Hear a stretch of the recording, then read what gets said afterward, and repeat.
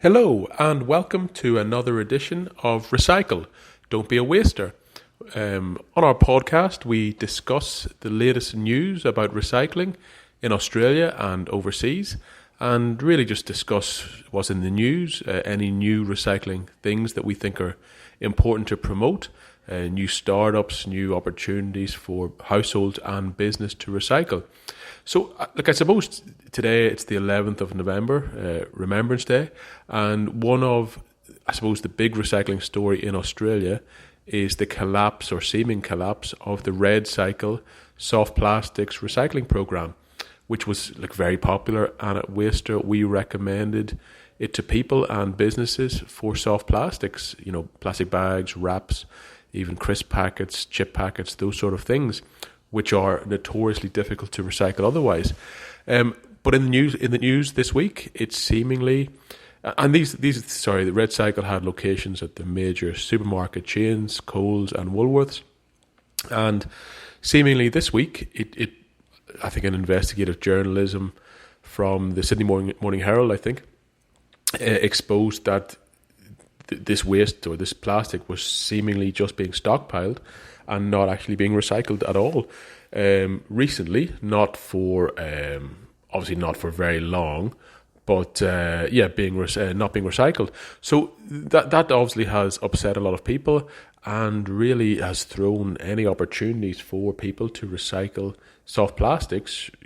There are very limited options. So I suppose we wanted to discuss that a bit today. The first question, what was REDcycle doing?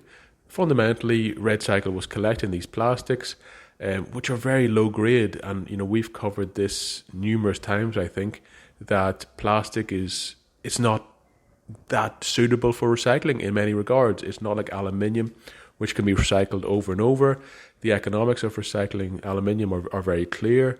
You save a huge amount of energy, you save money, it's cheaper, so it makes perfect sense both for the environment and commercially.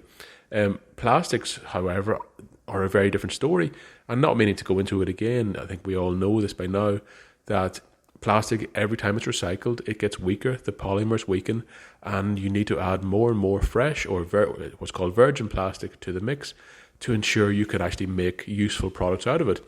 Soft plastics, and when we're saying that, we're talking plastic bags, etc., they really are the end of the life, the end of the chain.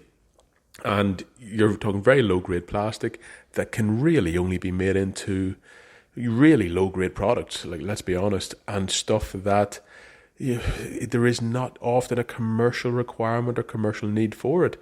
The other issues, of course, with this sort of plastic recycling is it takes energy, it takes money, it's not really commercially viable, and hence we keep on stumbling into more and more failed projects.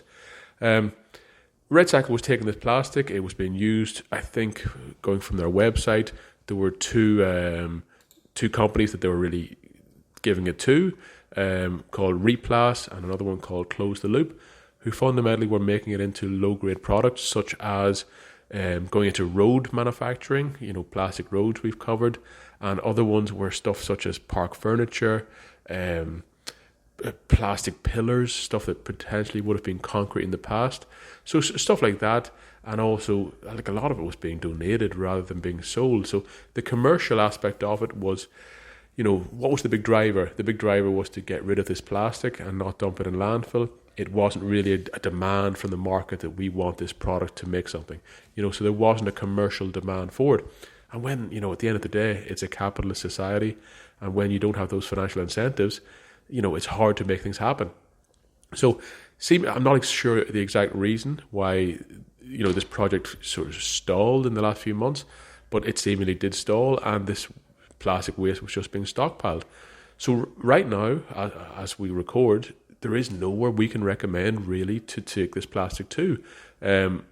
We do have TerraCycle boxes, which are a paid service, and so we're out of the I suppose the financial means of most private households or even small businesses. They're a paid product where they manually recycle a lot of stuff and will make things out of it. So I think at the minute, the advice from REDcycle, from the big supermarket chains, is to just put this soft plastic into your general waste bin, which is obviously a great pity because that means it will end up in landfill. I think there's some of the people are calling for the government to step in and do something about this. But I'll be honest, I think, what can the government really do? Except for fund more of the sort of the red cycle stuff. Make it more commercially viable. But you can't theoretically create a demand for this product. You can't really create a demand that isn't actually there. And it's not as if this product is like aluminium. It's not as useful as aluminium is. So, I think one of the options, I see it in the papers today, people are calling on a $60 million government funding program to step in and do something. It's Environment Minister Tanya Plibersek, $60 million earmarked for soft plastic problem. At the moment we have the Labour Party in power and, links to the Greens. To be honest, I think that's something the Green Party certainly should be pushing for, which is finding a solution for recycling. Of all the billions of dollars collected through landfill levies, why is there not $60 million available for something as large as this on a national level? It is a bit of a strange question. That is something I would ask. Clearly, Parliament, they should be looking at this issue. Fundamentally, though, the problem will not go away, and unless you can reduce the amount of single-use plastic, which is where I think the vast majority of our focus should be, reduce that. And then secondly, I really think we should be looking at incineration for whatever plastic we cannot recycle, whatever plastic we cannot reduce or replace with, organic style plastics, made from, plant sugarcane or whatever it is, which are improving all the time, but still not that widespread. I think we need to really be taking a long, hard look at incineration, where at least you're displacing other carbon fuels. It's not going to landfill, and you're capturing, creating electricity from this. So it's a net benefit for the environment. Clearly, plastic bags will burn very easily. Other of this waste plastic will also burn. And again, we're following the example of developed countries such as Sweden, Japan, etc. So it's not a new or groundbreaking concept, but I think we need to start really considering it, whilst hand in hand reducing that usage of plastic down to as low a number as possible. So that's the first thing. I think the only other thing we want to cover today really is there's a project called, who I had not been aware of, called Curbyit.com. That is CURBYIT.com, and they are a business that seemingly is operating in certain local government areas here in Australia. You, as a household, you can collect stuff. So far I can see it's the Central Coast Council and the City of Newcastle in New South Wales, whereby they're reducing, you can collect sort of items such as the soft plastics and others through an app. You put it into a plastic bag with a barcode, you scan it, and then you put it into your normal council commingle bin. So this organisation Curbyit have a relationship with these councils, and they will recycle some of this stuff. So I think it's a great project. I also see they're covering coffee capsules, and that's something we which are obviously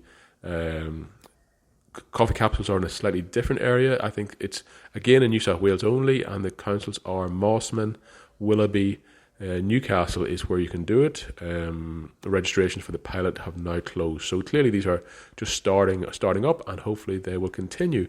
But yeah, I would recommend you check out that website, Curbyit.com, and it's one of those things that we hope will grow. So yeah, we'll leave it there today, and of course we will update you. Like at Waster, we get a lot of questions nearly every day asking what people can do with soft plastics, and unfortunately not much. So yeah, we will leave it there.